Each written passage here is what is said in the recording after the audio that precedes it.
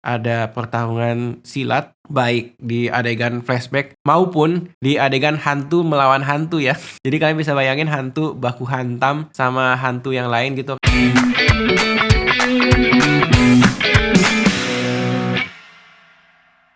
Halo semuanya, selamat datang lagi di Habis Nonton Film YouTube channel bersama gue Re. Gue baru aja selesai nonton film horor terbaru di Indonesia yang ada balutan actionnya, berjudul Malam Para Jahanam ya. Ini adalah karya terbaru dari Star Vision Plus, mendatangkan Indra Gunawan sebagai sutradara, ditulis oleh Sugeng Wahyudi bersama dengan Indra Gunawan gitu. Jadi ide kreatifnya datang dari mereka. Ini bercerita tentang seorang Randy ya, yang diperankan oleh Haris Friza, dimana kakeknya nih baru aja meninggal, dan di surat peninggalannya dia minta jasadnya dikuburkan di sebuah desa terpencil bernama Desa Winongo gitu. Nah, dia pergi ke sana ditemani oleh dua sahabatnya bernama Martin dan Siska, dan sesampainya di sana dia menemukan sebuah kejutan sekaligus teror yang sangat mengerikan gitu. Kurang lebih sih seperti itu. Ada beberapa poin yang pengen gue bagikan ya terkait film ini, tapi secara garis besar gue cukup enjoy dengan film ini gitu. Ketika film ini genre utamanya horor, tapi dibalut action, dan porsi actionnya tuh digarap dengan cukup serius. Setidaknya itu yang gue tangkap dari apa yang gue tonton gitu. Jadi ada pertarungan silat, baik di adegan flashback maupun di adegan hantu melawan hantu ya. Jadi kalian bisa bayangin hantu baku hantam sama hantu yang lain gitu, karena ternyata mereka beda kelompok gitu, dan berantemnya pakai silat. Secara koreografi cukup menyenangkan gitu. Ini menjadi sebuah cerita yang menurut gue cukup fresh gitu, ketika dia ngambil fiksi kali ya, fiksi sejarah. Ada dua kubu, yang satu santri, yang satu kelompok komunis di tahun 1965 gitu. Mereka nggak bisa menyelesaikan masalah dengan cara damai, jadi mereka saling baku hantam, dan dendamnya nih sampai mereka jadi hantu pun masih terus-terusan gitu.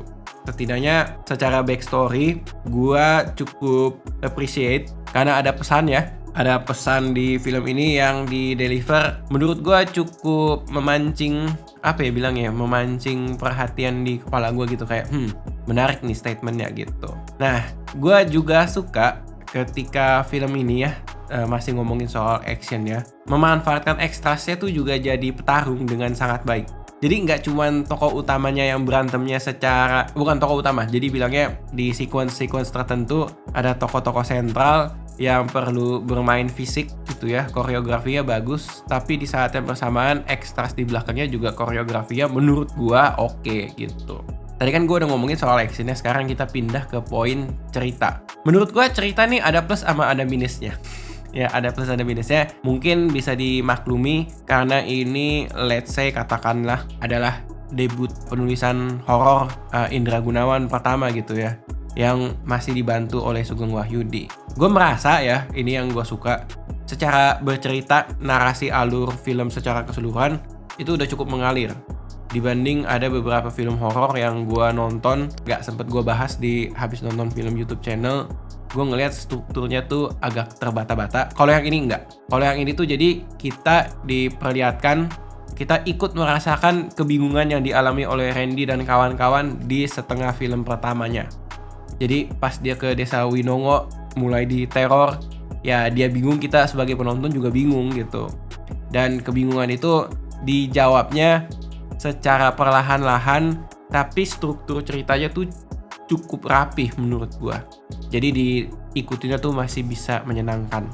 Nah, yang menjadi kurang adalah menurut gua ya, secara penempatan dan reveal plot twist dan efek dari plot twist ya gitu. Somehow tuh di beberapa timing atau secara secara hubungannya dengan emosi karakternya tuh ada yang belum klik menurut gua. Ya mungkin aspek yang ini sifatnya subjektif, tapi kalau gua perhatiin sesimpel beberapa petunjuk, beberapa clue, beberapa plot twist ya. Katakanlah kalau kita lihat plot twistnya tuh 5W1H ya, kita lihat 5W1H. Somehow tuh kayak 3 di antara 5W1H tuh kadang-kadang tidak muncul, tidak terjelaskan secara secara membangun yang akan dikerjakan tokoh-tokoh di dalam film selanjutnya tuh make sense atau enggak gitu. Bukan make sense sih, ya ini kan ceritanya horor, fiksi gitu ya. Lebih ke pertanyaan, iyakah harus begini langkah-langkahnya gitu.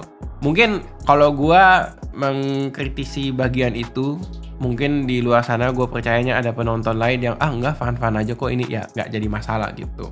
Gue juga suka ya Haris Friza dan Agni Nihak nih secara chemistry cukup menyenangkan menurut gue. Agni Nihak nih adalah warga yang masih normal ya, belum jadi zombie atau belum jadi hantu di desa itu, yang nantinya membantu Randy menjawab berbagai macam pertanyaan gitu. Jadi dia bertanya-tanya soal kenapa sih kakeknya ngotot mau dikubur di desa ini, masa lalu di desanya seperti apa dan lain sebagainya. Dan tentunya di film ini tuh Randy akan mendapatkan banyak sekali plot twist yang secara delivery-nya tuh dibantukan oleh karakternya si Agni Nihak ya, bernama Dira kalau nggak salah dia. Jadi dituntun oleh Dira tuh caranya cukup menyenangkan kalau menurut gua gitu ya.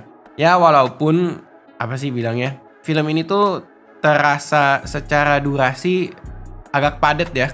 Jadi di awal film udah disebut teror ini tuh terjadi, rules-nya seperti apa. Rules ini yang nanti akan membuat kita sebagai penonton, cara kerja horor di film ini tuh begini gitu. Yang terpresentasikan secara cukup sederhana lah menurut gua gitu. Tidak berusaha untuk over the top, tapi tidak juga terlalu simple gitu. Ya menurut gua cukup menyenangkan sebagai entry horor di Indonesia yang bisa dibalut dengan genre action gitu.